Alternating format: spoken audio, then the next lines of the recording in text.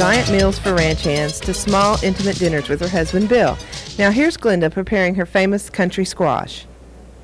Hi y'all, my name is Glenda Tabor and I'd like to welcome you to another edition of Austin Cooks. What I'm going to do for you today is a country squash dish. It's real easy, and what makes it even nicer is you can cook it in your electric skillet if you have one and keep from heating your kitchen up with your stove. Now I've already sliced the squash, and I'm going to get ready here first of all with the diced onions. They'll be sauteed in the bacon grease. As you can see, I've already fried the bacon. And this meal you can prepare it with butter, margarine, or another oil if you're a little more health conscious than some other people might be, such as myself.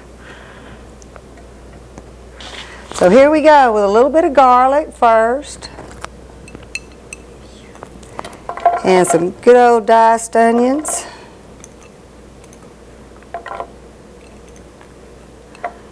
And this is a real colorful dish too. It looks real pretty on the table. We'll get that sizzling real quick here.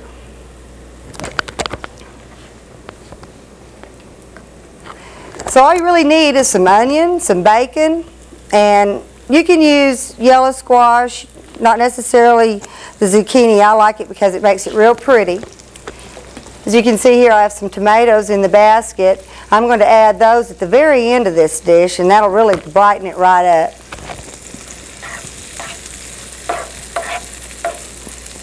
This doesn't take very long at all. You just kind of have to stay with it mostly. Don't let anything cook too long. I thought I'd get in the mood today with my little country bonnet. My grandmother used to always wear one when she was cooking. She'd go out to the garden and pick her vegetables and come in with her basket full of goodies and cook in her bonnet. Had her apron on usually to match. Want to get those onions to where they're just a little bit golden brown.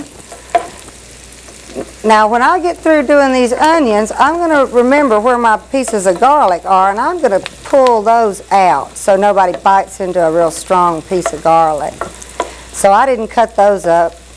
The dish to me is better with just a hint of garlic and not a whole lot of it. Using the bacon in it, you don't have to use too much salt if you are, again, health conscious and don't want to use too much of that. I like to use a little bit of nature seasoning at the very end rather than directly using salt out of the shaker. It's already prepared with a few other spices.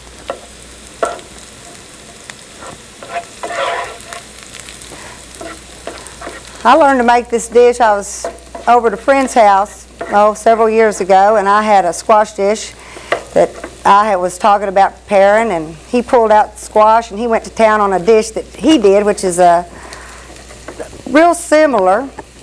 And I stood there and watched him, told him I was going to steal his recipe.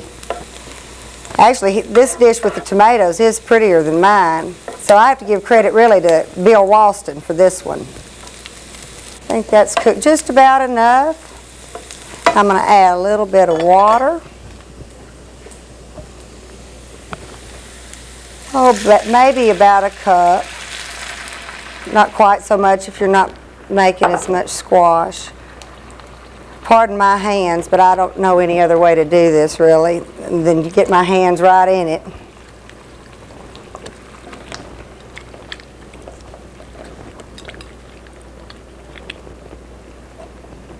Isn't that nice and colorful?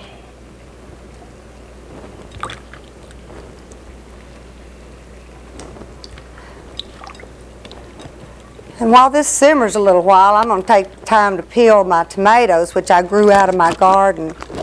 I know they're good. And I'm going to peel those because this Texas hot sun sure makes those skins real tough.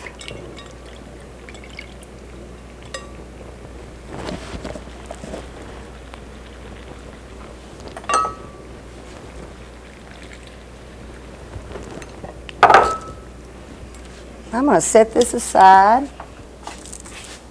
grab the lid to my skillet, let that simmer there for a while. In fact, I'm going to sizzle the heck out of it.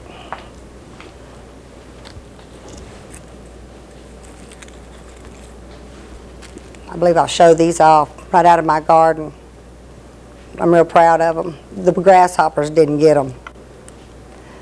If you get your electric skillet up too high, you can cut it back if you hear it sizzling a little bit too hard. And cut it back and just let it simmer lightly. If you have a few minutes extra to prepare something else, you can simmer it real slow according to how your meal's coming along. This dish goes great with everything. Chicken, steak. It goes real well with black-eyed peas and some good country red potatoes and a cream sauce. If I had the time, I would have prepared the whole country meal, but I thought this would be a nice, light, easy thing to fix. Another good thing about this dish is after you've eaten it off the table the first time, if you have company, you can throw some more water in it, turn it to soup. It's wonderful. Bag it up and freeze it. Put it in the refrigerator, leave it for a day or so and let it season real good in the refrigerator. And it's even better the next day or two. In fact, I think I prefer to eat it after it's been cooked once and seasoned in the refrigerator for a day. I lived off of that soup for about 2 weeks back when I was sort of hungry, not making too much money and living on my own.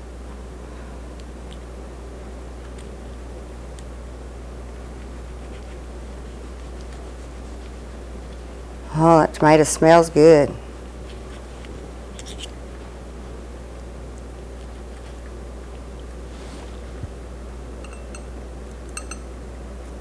I'm using my hands to do this because these tomatoes are very ripe. I'm afraid if I put them down on the cutting board, they're going to really smash all over the place. Use my hand with not a very sharp knife. You can't really do this if you're using a real sharp knife.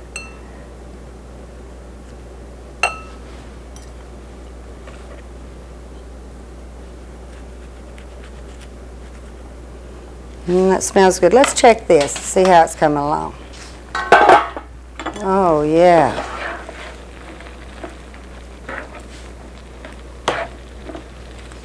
Oh, I just love to look at that green and yellow together. That's so pretty.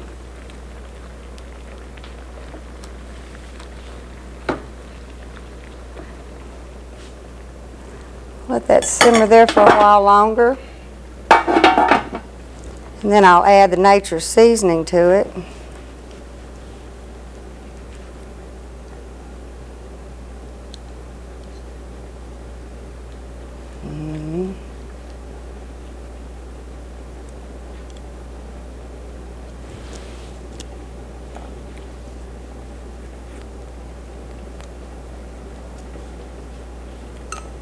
This is an old habit I also picked up from my grandmother again. She never put any vegetables down on the table and cut them. She was always in her hand, from her hand right into the pot. My grandmother, and both sets of my grandparents were from Mississippi, and all those women down there could really cook. It was always a real delight to go and visit over there because everybody had wonderful food in the kitchen. And they all get a big kick out of watching city people eat it. They'll sit around the table and they won't eat themselves for watching you eat. So I guess this is my love for country cooking came from Mississippi.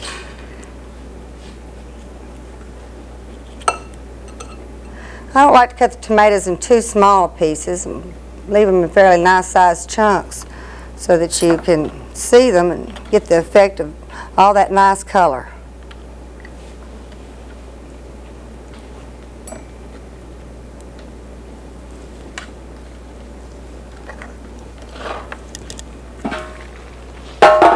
As I said, I like to use a little bit of nature seasonings rather than salt and pepper out of separate shakers. This also keeps me from shaking that salt shaker too many times. But this gives it a real nice flavor.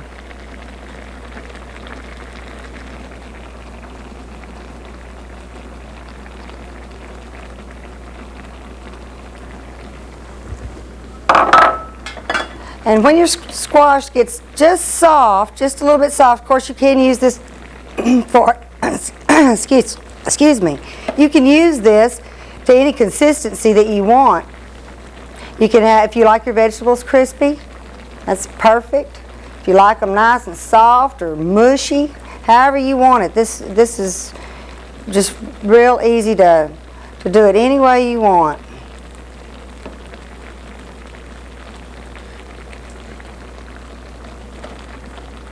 Ooh, that smells good. I'm going to let it simmer there for just another little while. I'm going to add the tomatoes.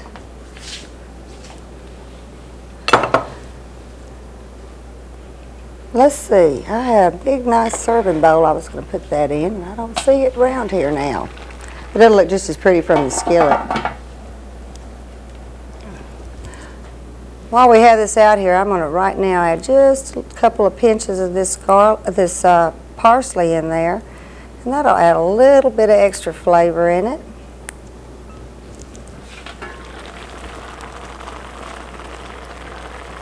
Parsley's always a nice garnishing greenery. Also, at the end, I sort of use it to decorate my dish.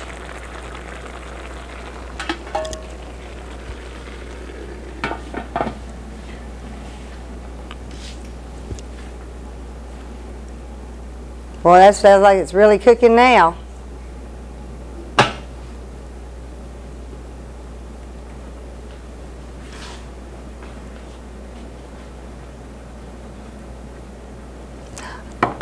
I'm going to pick up all these utensils and show you something I thought was kind of neat. My husband and I were at the coast one summer, and right now I've got tomato juice on it, but anyway, this old cutting board I used came off a shipwreck we found smashed up in the jetties at Port Aransas. And so we wandered down there and got in the middle of that wrecked ship. Old boat, probably a shrimp boat really, and we pulled this piece of board off, and it's really kind of weathered and tattered. I really don't know what part of the boat it was really off of. It has a little interesting story to it, I bet. I'd like to know what happened to the old boat. But I just decided I had to have that piece of board, and I sent him down there in that water and all those rocks to get it, and he sure did. He went down there and pulled it off, brought it back to me. So I've been carting this thing around for several years, really enjoying telling about it. I use it all the time for lap board, cutting board, all kinds of things. Thank you.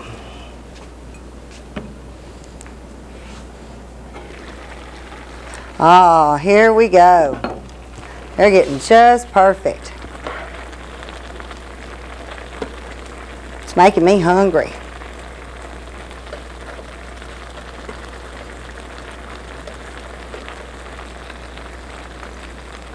Now when you put your tomatoes in there, you really want to save them for the very last thing, because they'll get real mushy, and then it won't look nearly as pretty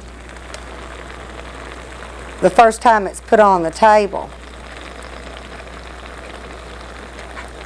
And I'm playing around here picking out my little pieces of garlic I put in there, because that can be a wild surprise to bite into a big piece of it.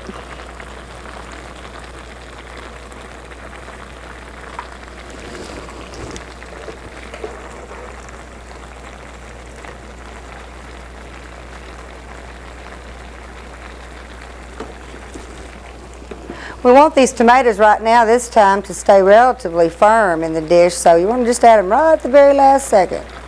Just leave them in long enough to get them hot.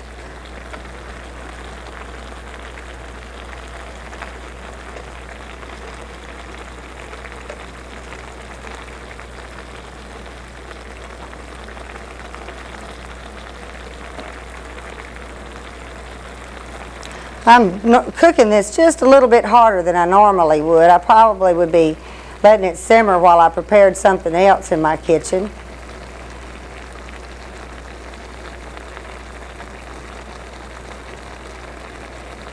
But for now, it certainly won't hurt the taste to let them cook a little hard right now. I think we're ready to add our tomatoes.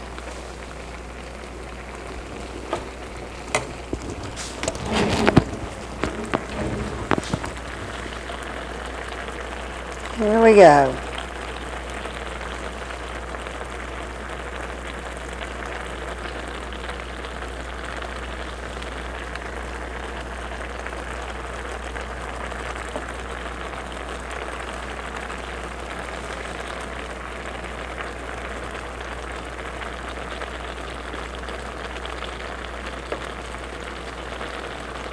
Looks beautiful on the table if you serve it in a nice serving bowl.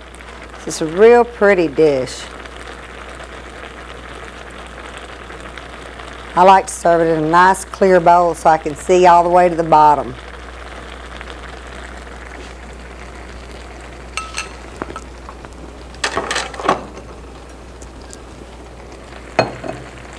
I'm going to put the lid back on and I'm going to let that stay for just a little while.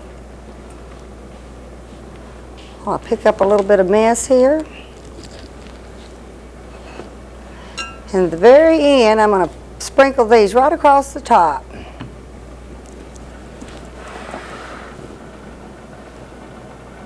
I bet that's just about right.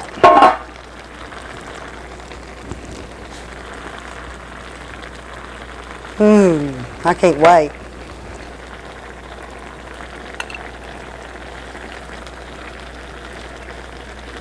Just a little more pinch of nature seasonings or whatever seasoning you prefer.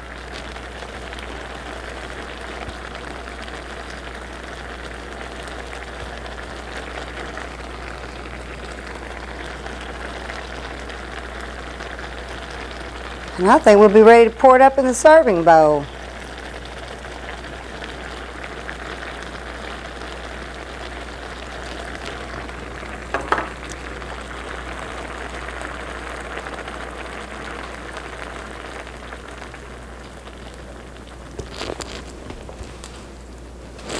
Unplug this. When you handle an electric skillet, you have to be careful. There's a lot of ways you could shock yourself if you didn't unplug it first before pulling this thing out. So, let me see how easily I can pour that in there without making a mess.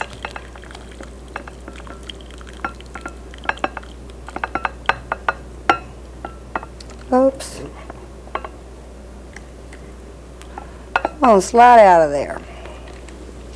Well, I almost hate to mess it up by dipping it out. In this dish, I really like my squash to remain whole was the reason I wanted to pour it in there, but luckily I happened to bring this good spatula, so that ought to help. Egg turner, my husband would say.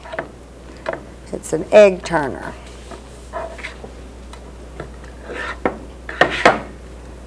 When you decide to make soup out of this, you don't have to worry about whether or not your squash are whole or not. The first time I serve it, I like for it to look real pretty.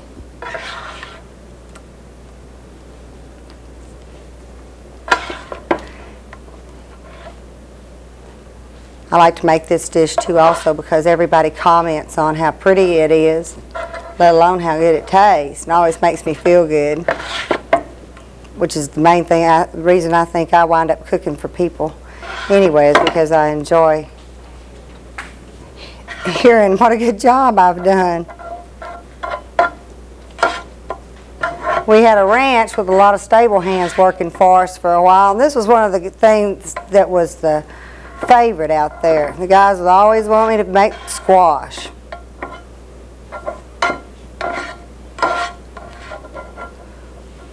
Here we go.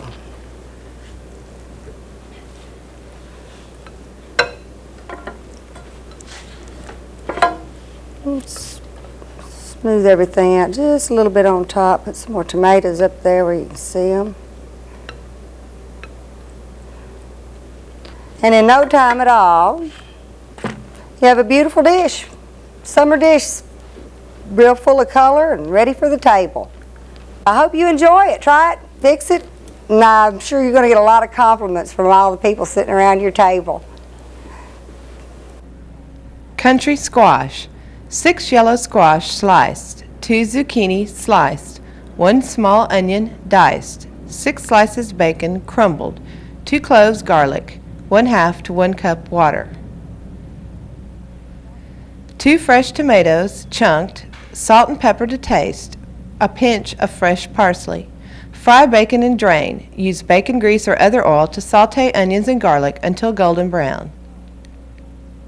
Remove garlic and discard. Add squash, seasoning, and water. Simmer until just tender.